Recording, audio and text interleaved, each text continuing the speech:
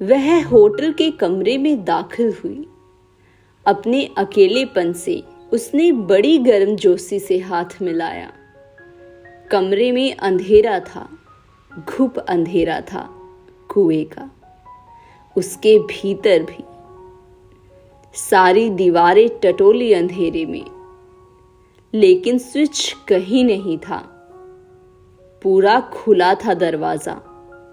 बरामदे की रोशनी से ही काम चल रहा था। सामने से गुजरा जो बेअरा तो आर्त भाव से उसे देखा। उसने उलझन समझी और बाहर खड़े ही खड़े दरवाजा बंद कर दिया। जैसे ही दरवाजा बंद हुआ, बल्बों में रोशनी के खिल गए सहस्त्र दल कमल। भला बंद होने से रोशनी का क्या है रिश्ता, उसने सोचा। डनलप पर लेटी चटाई चुभी घर की, अंदर कहीं रीढ़ के भीतर।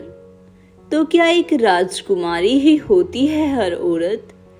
7 गलीचों के भीतर भी उसको चुभ जाता है कोई मटर दाना आदिम स्मृतियों का। पढ़ने को बहुत कुछ धरा था, पर उसने बाँची टेलीफोन तालिका और जानना चाहा अंतरराष्ट्रीय दूरभाष का ठीक ठीक खर्चा।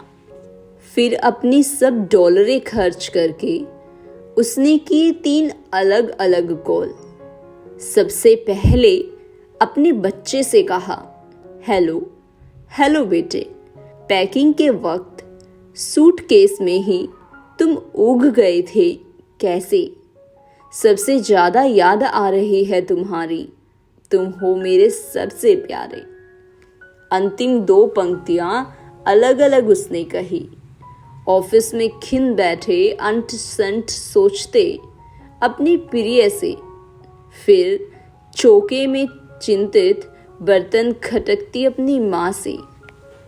अब उसकी हुई गिरफ्तारी पेशी हुई खुदा के सामने कि इसी एक जुबा से उसने 3 लोगों से कैसे यह कहा, सबसे ज्यादा तुम हो प्यारे। यह तो सरासर है धोखा। सबसे ज्यादा माने सबसे ज्यादा। लेकिन खुदा ने कलम रख दी और कहा, औरत है, उसने यह गलत नहीं कहा।